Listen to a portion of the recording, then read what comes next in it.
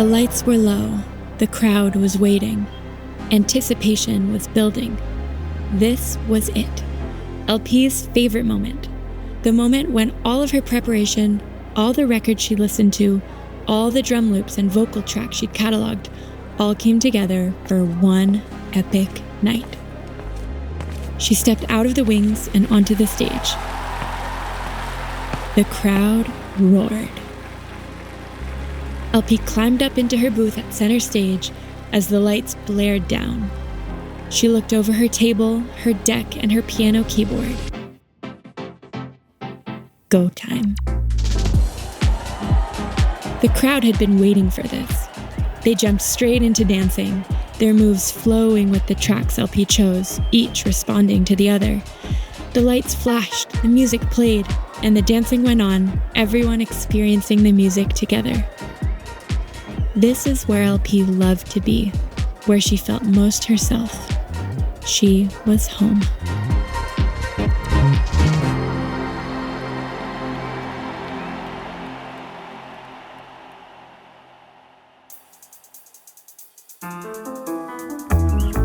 I'm Sophie Hawley-Weld from the band Sofi Tucker, and this is Goodnight Stories for Rebel Girls, a fairy tale podcast about the real-life rebel women who inspire us. On this episode, LP Giobbi, classically trained jazz pianist, musical trailblazer, and world-class DJ, and my best friend.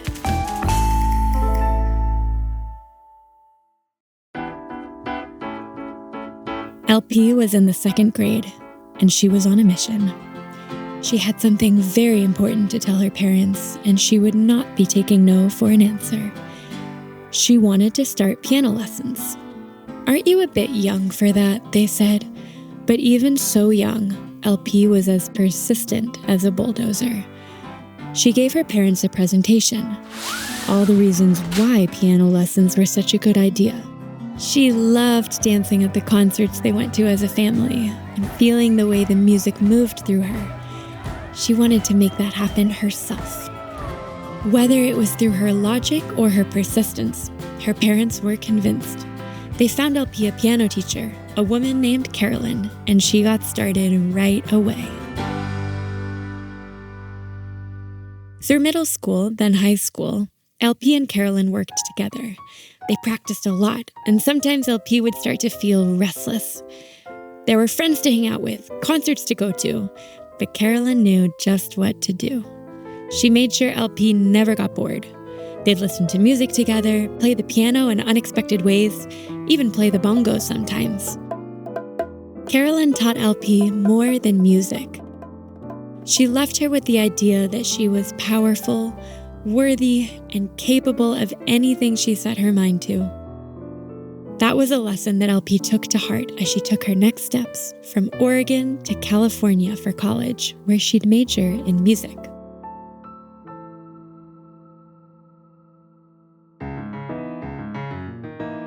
LP studied jazz piano at UC Berkeley.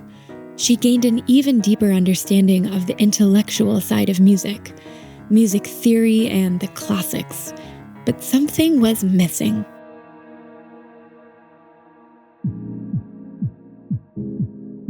After graduation, LP took a job in the music industry. Part of her job was going to different venues and shows. It was through one of these events that she first heard what a DJ could do. They could put all the parts of a song, vocals, drums, any instrument they wanted, together all at once, or totally separate, all from that booth on stage. She was fascinated. She had to try that for herself. And soon, she'd have the chance.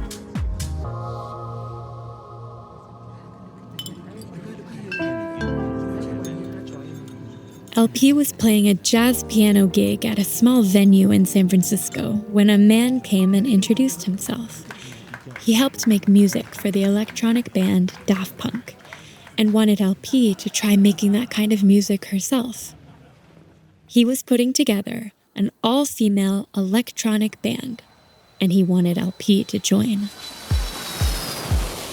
LP moved to LA and learned how to play synth in a garage with her bandmates. the electronic instrument let her make all sorts of sounds and tones to fill out their songs. The band started recording in studios, working with producers in the booth behind the glass. Around this time, LP read an article about another musical artist who was doing something LP hadn't seen before: producing her own music. That's when LP realized something. All the studio producers she and the band were working with were men. With her piano teacher's voice in her mind, LP thought, why can't I do that? LP taught herself how to use different software that producers need to make songs. She even started producing her band's music. She could do anything she set her mind to, and this was just the beginning of her musical career.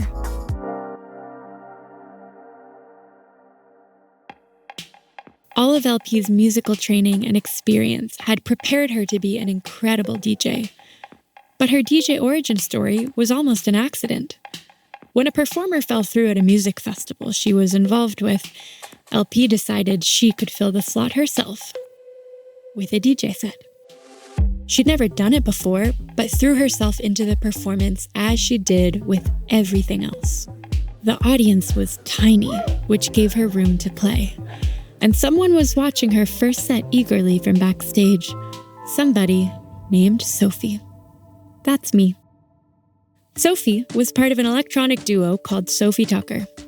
Sophie and her band partner, Tucker, were performing later that night. The two were headed out on a big tour soon, and were looking for an artist to play as their opener on the tour. That's when Sophie saw LP. She was captivated. Sophie had never seen someone look so alive, so connected to the music. A few days later, Sofi Tucker invited LP to go on tour with them, to DJ for crowds of thousands of people. How could she say no? They traveled around the country, all packed into a minivan. Each night, LP would try out a new set. And each night, Sophie and Tucker would offer her feedback, tips, and thoughts on what else she could try in her sets. Night after night, LP honed her own personal sound. Her classical jazz training came back into play. So did her childhood love of dancing. Finally, she'd found it. In the DJ booth was where she belonged.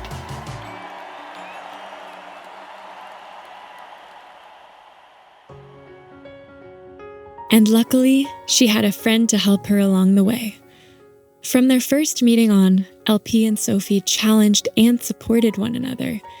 Sophie and Tucker's kind but honest feedback helped LP to hone her craft, and her music got even better. But Sophie and LP's friendship went deeper than the professional. When the creativity was flowing, LP could sometimes forget about the important parts of taking care of herself. Eating, sleeping, taking deep breaths. A vital part of the creative process was leaving space to hear the muse, to feel the inspiration. Every time LP got swept up, Sophie was there to remind her that creativity requires rest and self-care. The closeness of their friendship meant that LP felt safe to breathe into her whole self and to tap into new places with her music. With this support from Sophie, LP's career took off. In time, LP was playing to crowds of tens of thousands of people. But once again, she wondered if there was something more. LP had played everything from classical jazz to electronic, all experiences that helped to prepare her for her successful career as a DJ. But when she thought back to her early days of electronic music, all the producers she met were men. LP had to teach herself to use the production tools. How much sooner could she have been making her own music if someone had helped her learn? What difference might it have made for her to see a woman in the recording booth rather than a sea of men? To see herself represented in a male-dominated industry? All these questions pointed to at least one answer. LP and her friend Lauren Spalding, aka DJ Her Mix-a-Lot, started an organization called Femme. Femme House would offer free education for music production and DJing, all to help build a more inclusive music industry. LP wanted to make music more welcoming for more types of people. That meant helping future musicians get an earlier start and changing the industry along the way.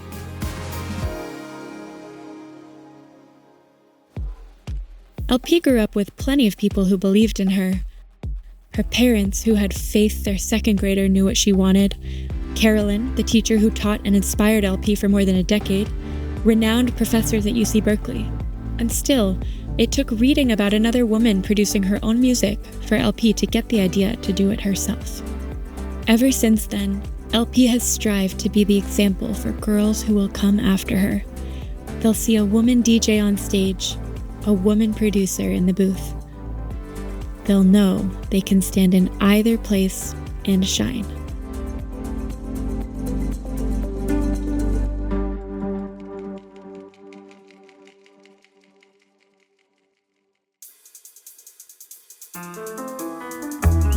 This podcast is a production of Rebel Girls. It's based on the book series Goodnight Stories for Rebel Girls. This episode was narrated by me, Sophie Hawley-Weld. It was produced by Rebecca Chaisson and directed by Ashton Carter, with sound design and mixing by Carter Wogahn. The story was written by Rebecca Chaisson and edited by Haley Dapkus, fact-checking by Danielle Roth. Our executive producers were Joy Smith, Anjelika Temple, and Jes Wolfe. Original theme music was composed and performed by Elettra Bargiacchi. A special thanks to the whole Rebel Girls team who make this podcast possible. Until next time, stay rebel.